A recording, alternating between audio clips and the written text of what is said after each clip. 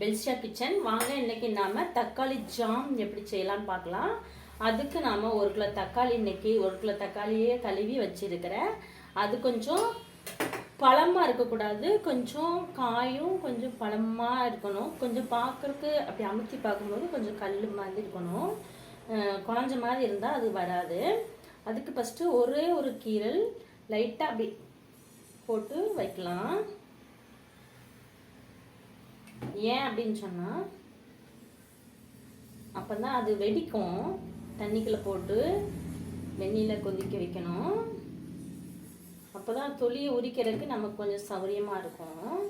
அதனால் நம்ம இதை என்ன பண்ணுறோம், வெட்டுறோம்.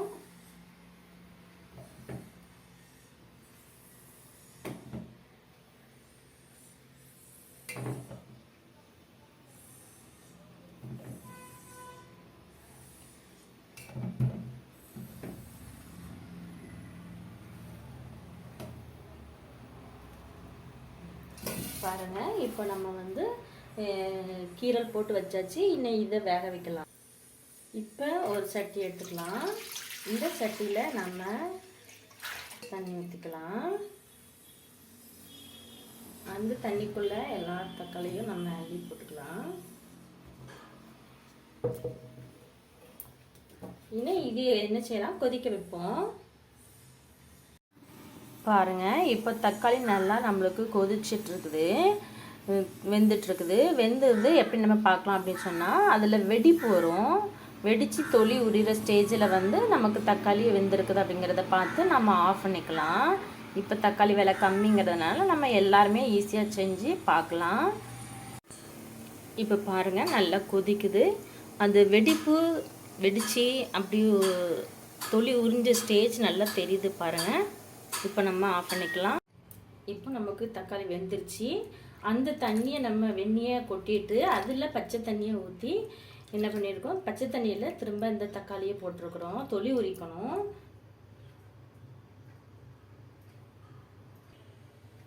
இப்போ பார்த்தீங்கன்னா பாருங்க, உங்களுக்கு தெரியும், இப்படி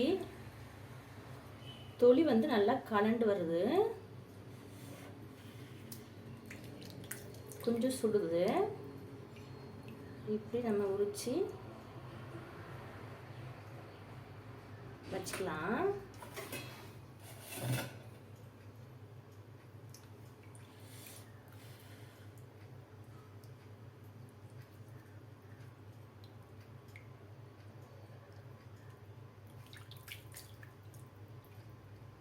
இப்போ தொலி நல்லா கலந்து வந்துடுச்சு பாருங்க. இந்த மாதிரி எல்லாத்தையும் நம்ம உரிச்சு எடுத்துக்கலாம். இப்போ தொலியை உரிச்சாச்சு. உரிச்ச பிறகு இப்படி ஒரு மத்து எடுத்துக்கோங்க. மத்தை வச்சு நல்லா பிணைஞ்சிக்கோங்க. மிக்சியில் அடிக்கலாம், ஆனால் மிக்சியில் அடித்தா அந்தளவுக்கு டேஸ்ட் வராது நம்மளுக்கு. இந்த மாதிரி மத்திலே பார்த்தீங்கன்னா நல்லா பாருங்கள், குழஞ்ச மாதிரி தான் இருக்குது. ஈஸியாக வந்துடும்.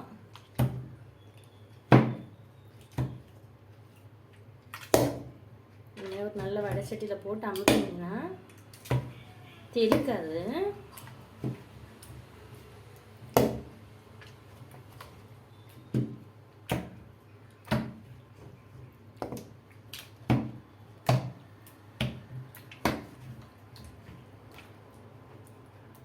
நல்லா குழச்சி எடுத்துக்கலாம்.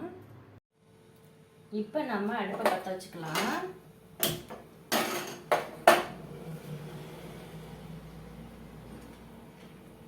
கொஞ்சம் நெய் ஊற்றிக்கலாம்.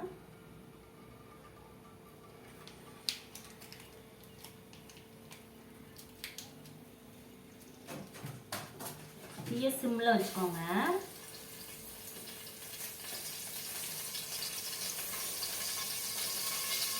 இப்போ 2 முந்திரி பருப்பு போட்டுக்கலாம்.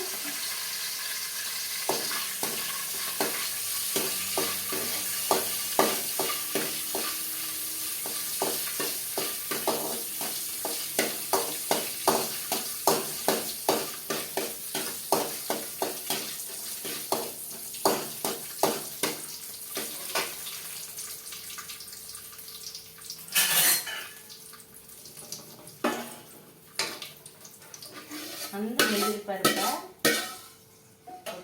எடுத்து வச்சுக்கலாம்.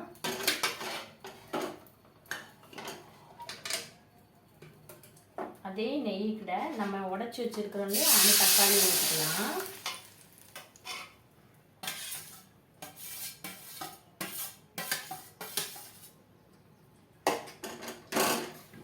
தீயை கொஞ்சம் லைட்டாக கூட்டி வச்சுக்கலாம்.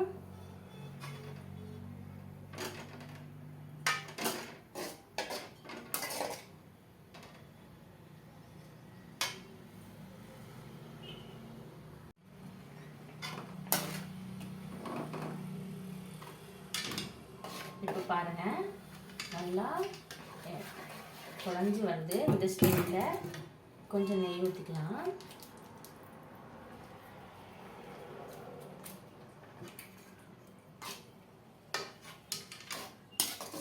ஜாமுனாலே கொஞ்சம் நெய் ஊற்றினா தான் நல்லாயிருக்கும். இப்போ நம்ம கொஞ்சம் கருப்பு திராட்சை போட்டுக்கலாம், இல்லைன்னா பேரிச்சம்பழம் போட்டுக்கலாம். ரெண்டில் ஏதோ ஒன்று நம்மகிட்ட என்ன இருக்கோ அதை போட்டுக்கலாம். பேரிச்சம்பழம் போட்டுக்கலாம், இல்லைன்னா இந்த கருப்பு திராட்சை போட்டுக்கலாம். போட்டு இது நல்லா கிளறணும்.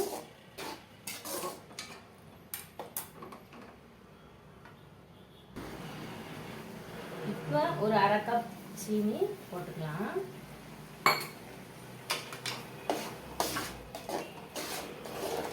தீய சிம்மிலே வச்சுக்கோங்க.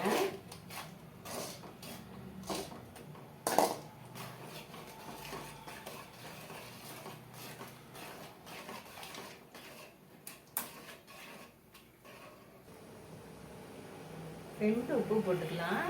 உப்பு போட்டால் தான் டேஸ்ட் கொடுக்கும். பாருங்கள், நம்மளுக்கு அந்த திராட்சை போட்டாலே கலர் வந்து நல்ல ஒரு கலர் கொடுக்கும்.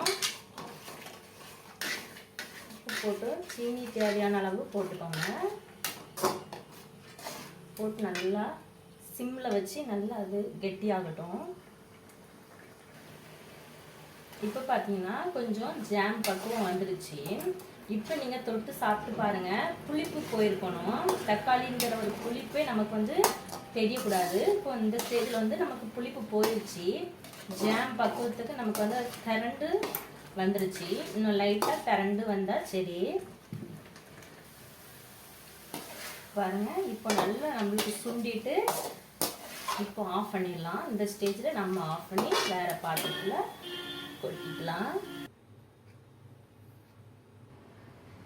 பாருங்கள், இப்போ நம்மளுக்கு தக்காளி ஜாம் நம்ம வேறு பாத்திரத்தில் மாற்றிட்டோம். இதில் நீங்கள் வறுத்து வச்சுருந்த முந்திரி பருப்பை டெக்கரேஷன் பண்ணிக்கலாம்.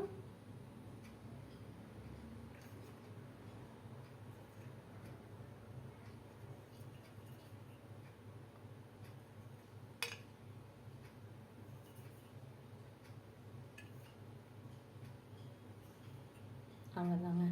இவ்வளோதான், ரொம்ப ஈஸியாக இருக்குது. நீங்களும் செஞ்சு பாருங்கள். சப்ஸ்கிரைப் பண்ணுங்கள், லைக் பண்ணுங்கள். தேங்க்யூ.